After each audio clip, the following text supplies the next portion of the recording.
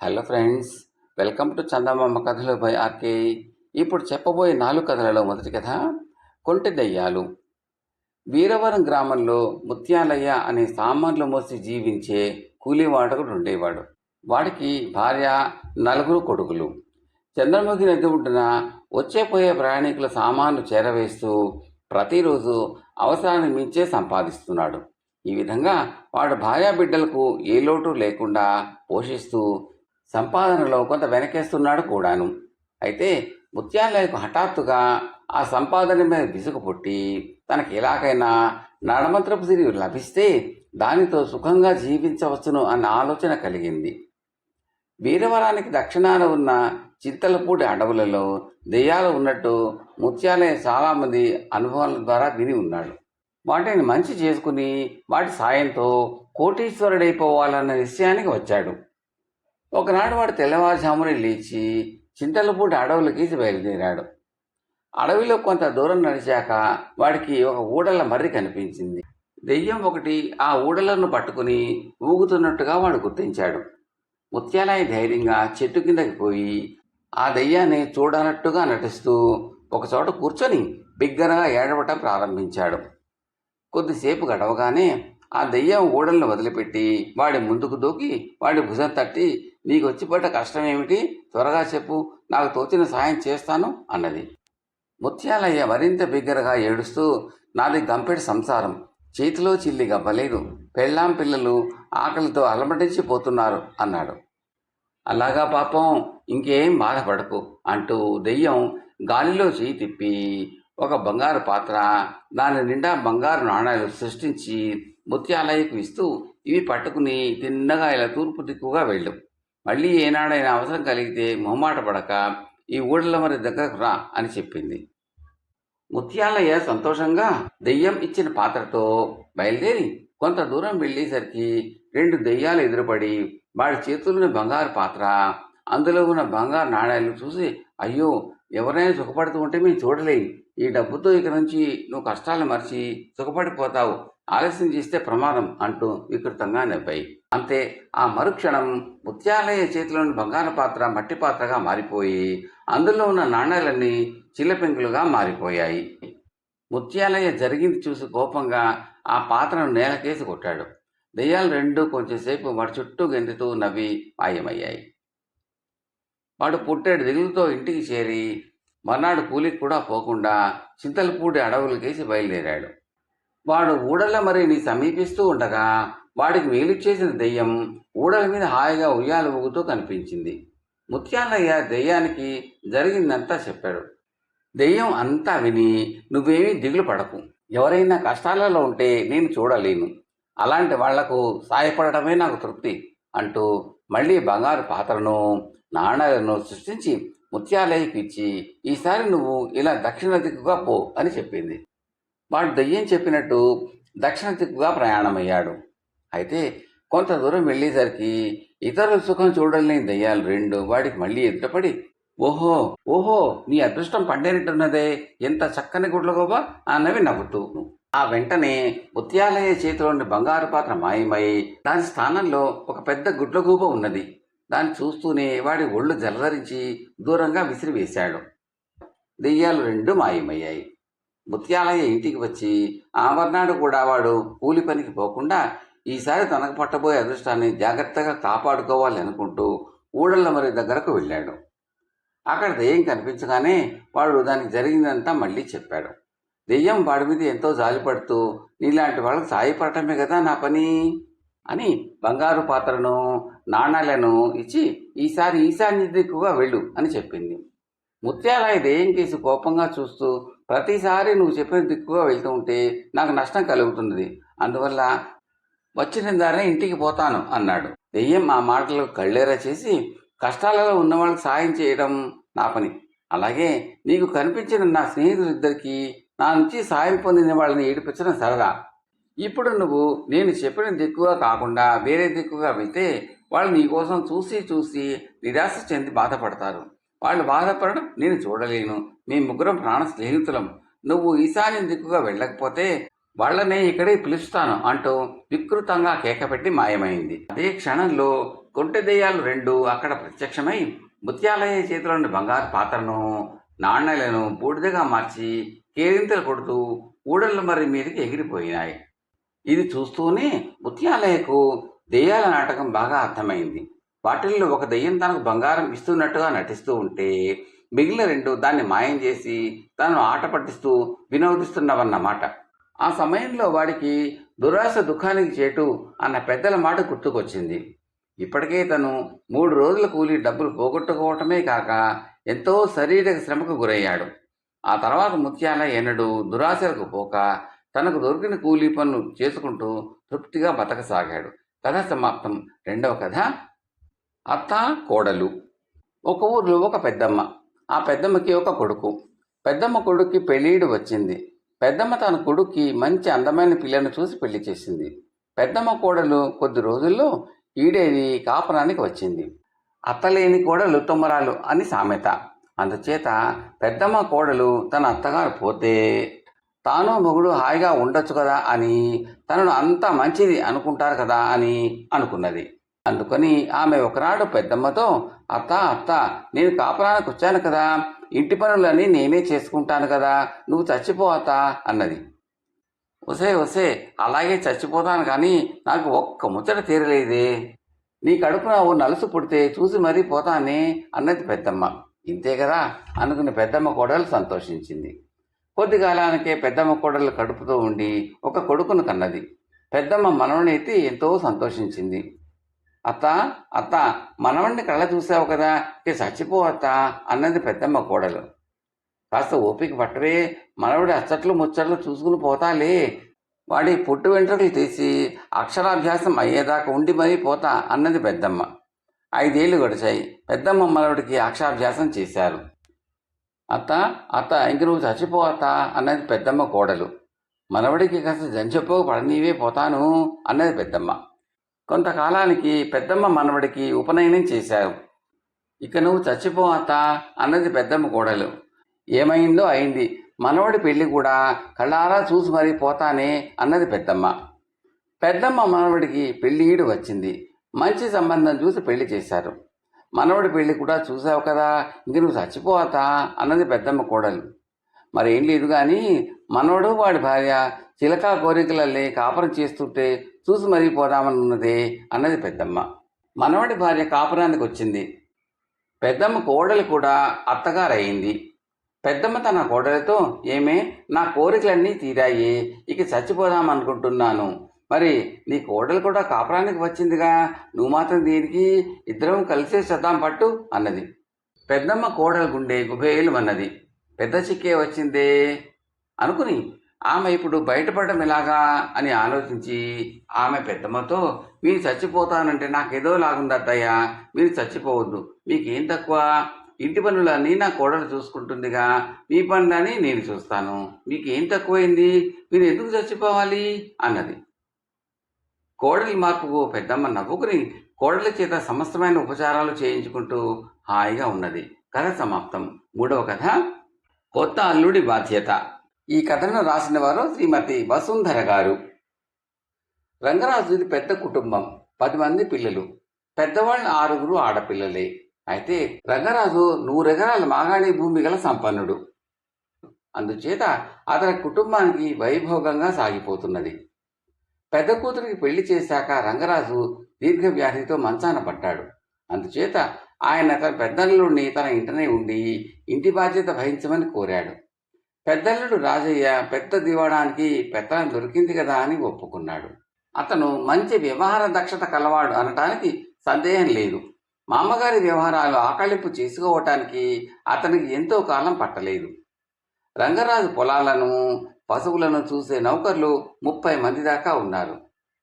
రాజయ్య గాలి కింద పందికొక్కులాగా మామగారి ద్రవ్యాన్ని తాను వీలైనంత వరకు వెనకేసుకోసాగాడు. అందుకోసం మామగారి కుటుంబం పొదుపు అవలంబించేలాగా చేశాడు. ఏడాది 3 సార్లే కొత్త బట్టలు, వారానికి ఒకసారే పిండి వంటలు. ఇలా అతను తన మరదళ్ళు 4 పెళ్లిళ్ళు చేసేటప్పుడు తన తోడళ్ళు తన చెప్పు చేతులలో ఉండేవాళ్లుగా చూసి మరీ చేశాడు. తాము అతని వ్యవహారాలలో జోక్యం కలగజేసుకోకుండా ఉంటే అతను తమకు సుఖంగా జరుగుబాటు అయ్యేలాగా చూస్తాడు అని వాళ్ళు గ్రహించి అతని పెత్తనం నిరాఘాటంగా సాగనిచ్చారు. ఇలా ఉండగా రంగరాజు ఆరో కూతురు పెళ్లి రాజయ్య ఇష్ట ప్రకారం జరగలేదు.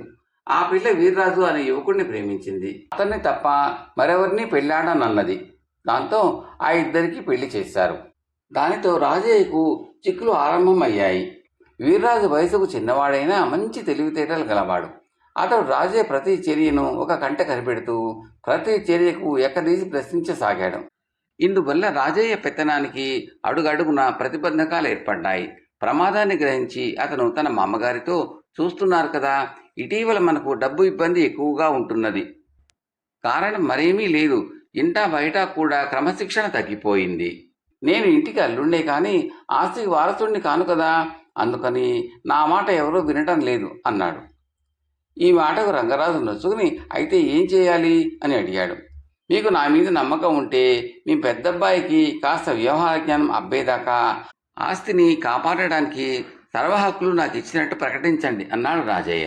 ఆ ప్రకారమే రంగరాజు ఇంటిల్లపాదిని పనివాళ్లను పిలిచి రాజయ్య ఏం చెప్పినా అది తాను చెప్పినట్టేనని, అతని మీద ఎవరు ఫిర్యాదు చేసినా తాను వినబోవటం లేదని చెప్పేశాడు. ఇంకా రాజయ్య విజృంభించి మామగారి సొత్తును మరింత చురుగ్గా కొల్లగొట్టసాగాడు. అందరికన్నా ఎక్కువ ప్రతిబంధకంగా ఉన్న వీర్రాజు మీద దొంగతనం ఆరోపణ చేసి న్యాయాధికారులకు అప్పగించి నిర్బంధంలో పెట్టించాడు. వ్యవహారం ఇలా ముదిరాక రంగరాజు ఆక్షేపణ తెలిపితే ఆయనకు మతి చెల్లించింది అని రాజయ్య ప్రచారం చేశాడు. అతనికి ఇక అడ్డే లేకపోయింది. అతను తన సొంత ఊళ్ళో బహిరంగంగానే పెద్ద మేడ కట్టించి ఆరంభించాడు. వీర్రాజు మీద దొంగతనం ఆరోపణ నిలవలేదు. అతన్ని అధికారులు నిర్బంధం నుంచి విడిచిపెట్టారు. అతని పరిస్థితులన్నీ తెలుసుకుని న్యాయాధికారితో రాజయ్య దుర్మార్గాలు అన్నీ చెప్పి తన మామగారి పిచ్చెత్తిందని గదిలో బంధించి ఉంచాడని వైద్యుల చేత పరీక్ష చేయించమని కోరాడు. వైద్యులు రంగరాజును పరీక్షించి ఆయనకు ఎలాంటి పిచ్చి లేదని చెప్పారు. రంగరాజు తన పెద్దల్లుడికి లోగడిచ్చిన పెత్తనం మొత్తం రద్దు చేసి దాన్ని వీర్రాజుకు అప్పగించాడు.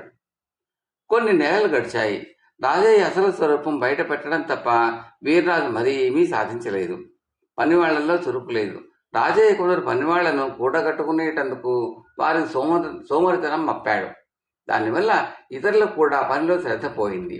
తమ శ్రమ ఫలితం గురించి వాళ్ళు గర్వించడం మానేశారు. పశు సంపద కూడా అస్తవ్యస్తంగా ఉన్నది. వీర్రాజు ఈ పరిస్థితి కొంచెం కూడా మార్చలేకపోయాడు. అతను తన అసక్తతను గురించి ఒకసారి రంగరాజుతో మాట్లాడాడు. రంగరాజు నవ్వి, రాజయ్య దుర్మార్గుడు అయినంత మాత్రాన సమర్థుడు కాకపోలేదు. నువ్వు పెత్తనం తీసుకున్నావు గనక అతని సమర్థతను నువ్వు అలవరుచుకుని అతని తప్పులు ఎంచడం మానేసి ఖర్చుకు తగ్గట్టుగా ఆదాయాన్ని పెంచే మార్గం చూడు. కొత్త అల్లుడువైనా నీ బాధ్యత అదే అన్నాడు. దానితో వీర్రాజు రాజయ్య ఈ విషయం మరచిపోయి రంగరాజు ఆస్తిని సక్రమమైన మార్గంలో పెట్టి 2-3 ఏళ్ల వ్యవధిలో పూర్వ ఐశ్వర్యాన్ని వైభోగాన్ని తిరిగి నెలకొల్పగలిగాడు. కథ సమాప్తం. 4వ కథ లక్ష్మీ కటాక్షం. ఈ కథను రాసిన వారు శ్రీ ఏ.వి. రమణారావు గారు. మధురా నగరంలో రాఘవయ్య అనే బ్రాహ్మణ యువకుడు ఉండేవాడు. అతనికి నా అనేవాళ్ళు ఎవ్వరూ లేరు. పరమ దరిద్రుడు అయినప్పటికీ ఎన్నడూ చేయి చాచి ఎవరిని యాచించి ఎరగడు. ఊళ్ళో ఉన్న వైష్ణవాలయాన్ని అంటిపెట్టుకుని ఉండి ఆలయంలోని దేవతలను భక్తితో కొలుస్తూ అక్కడ ఇచ్చే ప్రసాదంతో కడుపు నింపుకుంటూ ఉండేవాడు. మనిషి చూడటానికి ఆరోగ్యంగా పుష్టిగా ఎంతో కళగా ఉండేవాడు. ఒకనాడు రాఘవయ్యకు కలలో లక్ష్మీదేవి కనపడి, నాయనా, నాకు నీ పైన అనుగ్రహం కలిగింది. ఇక నుంచి నేను నీ వెంట ఉండి నీకు సకల ఐశ్వర్యాలు చేకూర్చుతాను అన్నది. రాఘవయ్య లక్ష్మీదేవికి నమస్కారం చేసి, తల్లి, నీకు నాపైన దయ కలిగినందుకు చాలా సంతోషం. కానీ ఇంతకాలం నీ కటాక్షం లేని కారణం చేతనే నేను నిశ్చింతగా బతుకుతున్నాను. నన్ను గురించి ఒకరికి కానీ ఒకరి గురించి నాకు కానీ బెంగలేదు. ఏదో ఆ పూజ ఇచ్చిన దాంతో పొట్టనించుకుంటూ కాలక్షేపం చేస్తున్నాను. అందుచేత నీకు 1000 నమస్కారాలు చేస్తాను. నువ్వు నాకు వద్దు అన్నాడు. లక్ష్మీదేవి కోపంగా, వెర్రివాడ, ప్రారంధం అంత తేలిగ్గా తప్పుతుందనుకుంటున్నావా? నేను నిన్ను పట్టే తీరుతాను అన్నది. తల్లి, ఒక చిన్న విన్నపం. నువ్వు నన్ను ఎప్పుడు వదిలిపోతావో మాత్రం కాస్త ముందుగా చెప్పు చాలు అన్నాడు రాఘవయ్య. నీతో చెప్పే పోతానులే అంటూ లక్ష్మీదేవి అతనికి ఒక గుర్తు చెప్పి మాయమైంది. ఆ మర్నాడే ఎవరో కోటీశ్వరుడు ఆలయంలో పూజ చేయించడానికి ఆర్భాటంగా వచ్చి రాఘవయ్యను చూశాడు. ఆయనకు రాఘవయ్యను చూడగానే ఏమనిపించిందో గాని అతనికి నమస్కారం చేసి పట్టుబట్టలు కట్టబెట్టాడు. ఆ కోటీశ్వరుడి వెంట వచ్చిన వారందరూ రాఘవయ్య మెడలో పూలమాలలు వేశారు. పూజ అనంతరం పెద్ద సంతర్పణ జరిగింది. రాఘవయ్యకు సుష్టుగా భోజనం పెట్టారు. దేవుడి ప్రసాదం తప్ప షటసోపేతమైన భోజనం ఏనాడూ ఎరగని రాఘవయ్య లక్ష్మీదేవి అన్నంత పని చేస్తున్నది అని గ్రహించాడు. రాత్రి పొద్దుపోయిన దాకా కోటీశ్వరుడి ఇంట భజనలు అవి జరిగాయి. అంతదాకా రాఘవయ్య కోటీశ్వరుడి బందీగానే ఉన్నాడు. చివరకు తనకు విముక్తి దొరకగానే అతను లక్ష్మీదేవి నుంచి కూడా విముక్తి పొందగోరి తిన్నగా రాజుగారి కోటలోకి నడిచాడు. పట్టె నామాలు, కొత్త పట్టుబట్టలు, మెడ నిండా పూలమాలలు, నిండైన విగ్రహము గల రాఘవయ్యను చూసి వైకుంఠం నుంచి దిగి వచ్చిన విష్ణుమూర్తే అయి ఉంటాడని పహారావాళ్ళు ఎవ్వరూ అడ్డగించలేదు. రాఘవయ్య ఎవరి ఆటంకమూ లేకుండా తిన్నగా రాజమందిరంలోకి వెళ్ళాడు. అనేక గదులు దాటగా రాజుగారి సేనాగారం వచ్చింది. ఒక మంచం మీద రాణి, ఇంకొంచెం అవతల మంచం మీద రాజు పడుకుని నిద్రపోతున్నారు. రాఘవయ్య రాణిని చెయ్యి పట్టుకుని మంచం మీద నుంచి కిందకి జరజరా ఈడ్చాడు. రాణి కెవ్వున అరిచింది. ఆ అరుపుకు రాజుకు నిద్రాభంగమై లేచి కూర్చున్నాడు. ఎవడో తన భార్యను నేల మీదకి ఈడ్చేయటం రాజు కంటపడింది. ఆయన ఆగ్రహావేశంతో తన దిండు కింద నుంచి కత్తి దూశాడు.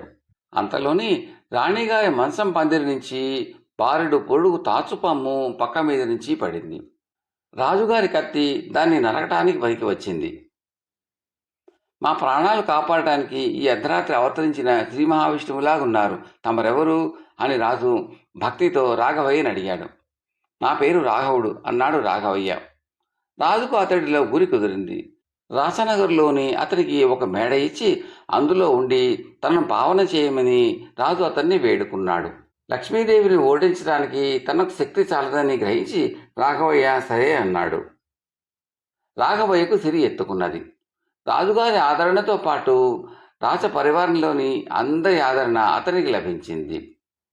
రోజు అంతులేని కానుకలు లభించేవి.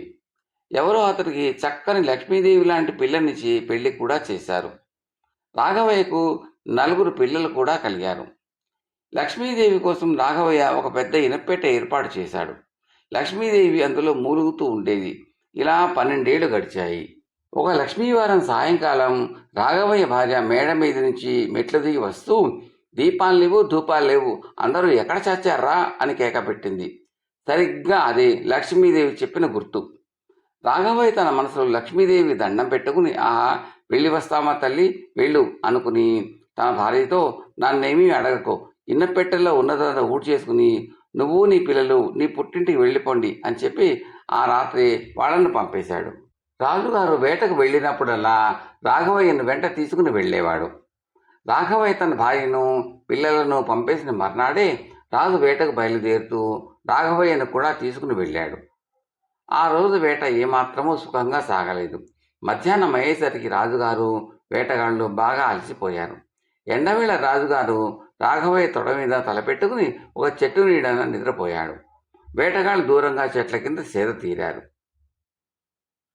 అకస్మాత్తుగా చెట్టు మీద నుంచి ఒక కాకి రాజుగారి మెడ మీద రెట్ట వేసింది.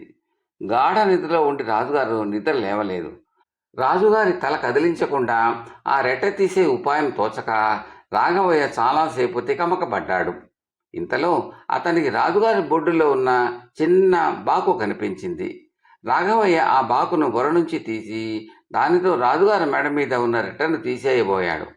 అంతలోనే రాజుగారు కళ్ళు తెరిచి తన మెడ మీద వస్తున్న బాకును చూసి ద్రోహి ద్రోహి అని కేకలు పెడుతూ లేచి కూర్చున్నాడు.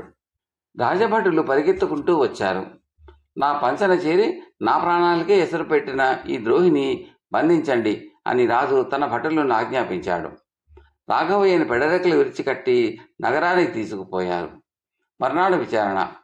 రాజుగారు నిండు సభలో రాఘవయ్య మీద రాజద్రోహం నేరం ఆరోపణ చేసి ఏం చెప్పుకుంటావు అని అడిగాడు. నేనేమీ చెప్పుకోను, మీకు తోచిన శిక్ష విధించండి అన్నాడు రాఘవయ్య. నీకు ఉరిశిక్ష విధిస్తున్నాను, నీ ఆఖరి కోరిక ఏమైనా ఉంటే చెప్పు, తీరుస్తాం అన్నాడు రాజు. నా ఇనపెట్టెలో ఒక చందుగాయ పెట్టె ఉన్నది, అందులో నా నిక్షేపం ఉన్నది. దాన్ని ఒకసారి కళ్ళ చూడనిచ్చి ఆ తర్వాత మరణదండ విధించండి అన్నాడు రాఘవయ్య. రాజోద్యోగులు వెళ్ళి ఇనపెట్టె తెరిచి చూడగా అంతా ఖాళీగా ఉన్నది. అందులో ఉన్న చందుకాయ పెట్టె తెచ్చి రాజ్యసభలో తెరిచారు. అందులో ఒక నీరు కావి పంచే ఒక చిన్న చెంబు మాత్రమే ఉన్నాయి. ఇవానీ నిక్షేపం అని అడిగాడు రాజు ఆశ్చర్యంగా. అవును మహారాజా, వాటిని నమ్ముకున్నంత కాలము నేను ఏ కష్టమూ ఎరగను. ఇంతలో నాకు లక్ష్మీ కటాక్షం సంప్రాప్తమైంది. అది శాశ్వతం కాదని, ఈ స్థితి ఎప్పటికైనా వస్తుందని తెలిసే వాటిని నేను భద్రంగా ఉంచాను. వాటిని నాకు ఇప్పించినట్టయితే నా దారిన నేను పోతాను అన్నాడు రాఘవయ్య.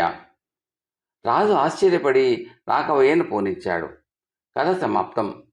ఈ కంటెంట్ నచ్చితే లైక్ చేయండి, బంధుమిత్రులు షేర్ చేయండి, సబ్స్క్రైబ్ చేసి గంట సభ్యులకి ఆల్ కూడా తప్పనిసరిగా నొక్కండి.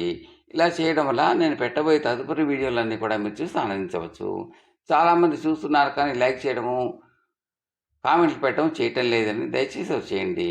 అది మాకెంతో ప్రోత్సాహాన్ని ఇస్తుందండి. Thank you very much.